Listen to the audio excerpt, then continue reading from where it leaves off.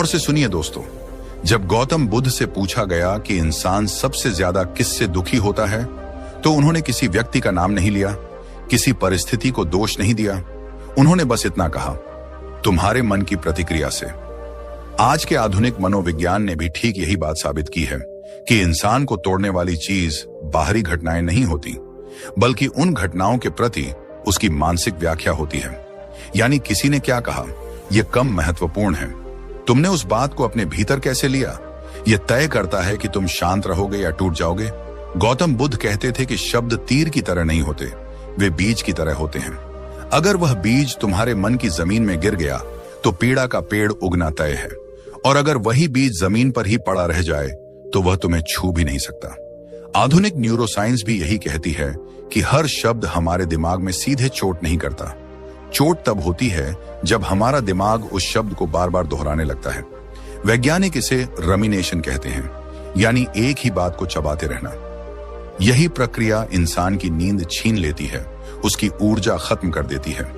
बुद्ध ने बहुत पहले चेतावनी दी थी कि जो व्यक्ति दूसरों की निंदा या प्रशंसा से अपना मूल्य तय करता है, वह कभी स्थिर नहीं हो सकता।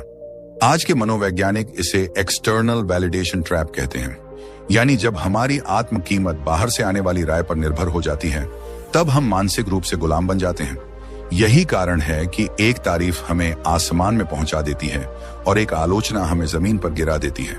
मनोविज्ञान बताता है कि इंसान का दिमाग नकारात्मक बातों को 5 गुना ज्यादा गहराई से याद रखता है, इसलिए एक अपमान 100 तारीफों पर भारी पड़ जाता है।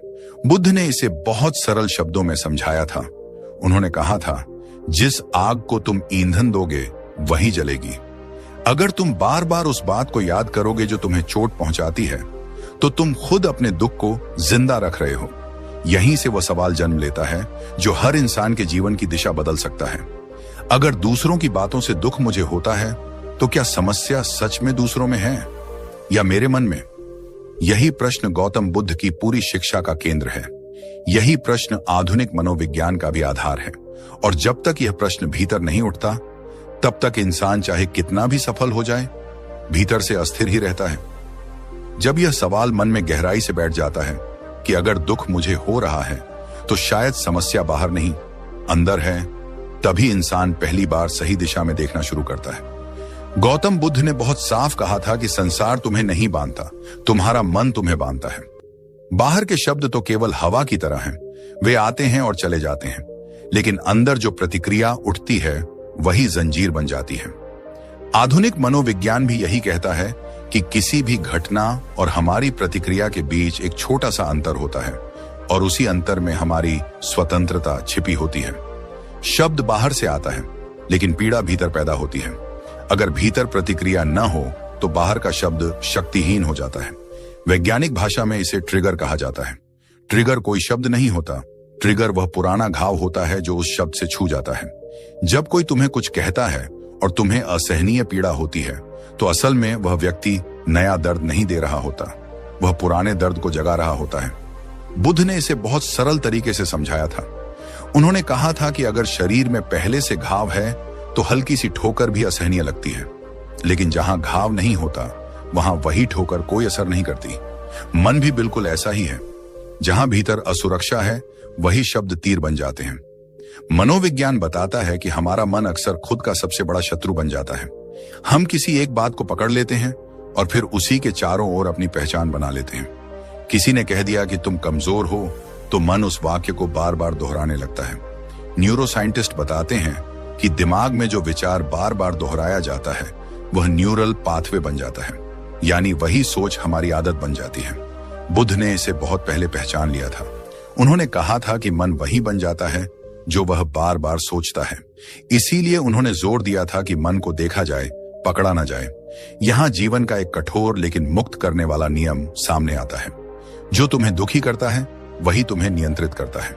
अगर किसी एक इंसान की बात तुम्हें बेचैन कर देती है, तो असल में तुम्हारी शांति उसके हाथ में चली गई है। अगर किसी की स्वीकृति से तुम्हारा आत्मविश्वास बढ़ता है और उसकी आलोचना से टूट जाता है, तो तुम स्वतंत्र नहीं हो, तुम भावनात्मक गुलाम हो। बुद्ध इसे प्रतंत्रता कहते थे। ऐसी प्रतंत्रता जिसमें जंजीर दिखाई नहीं देती, लेकिन पकड़ बहुत मजबूत होती है। इसी गुलामी को हम रोजमर्रा की जिंदगी में जीते हैं। रिश्तों में जहां हम सच बोलना चाहते हैं लेकिन डरते हैं कि सामने वाला बुरा ना मान जाए। ऑफिस में जहां हम अपने काम से ज्यादा लोगों की राय से डरते हैं।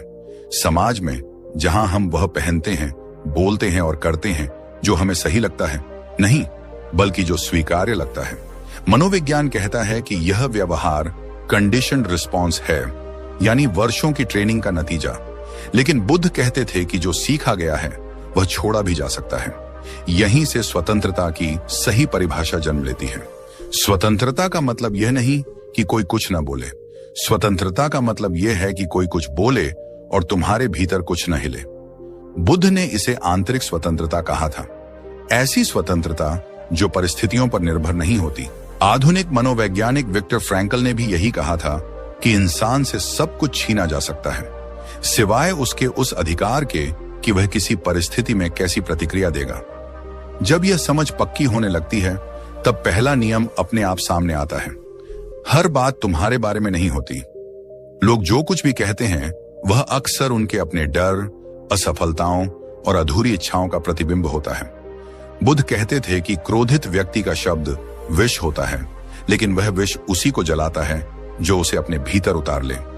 मनोविज्ञान भी यही कहता है कि जब इंसान पीड़ा में होता है तो वह दूसरों पर वही पीड़ा थोप देता है।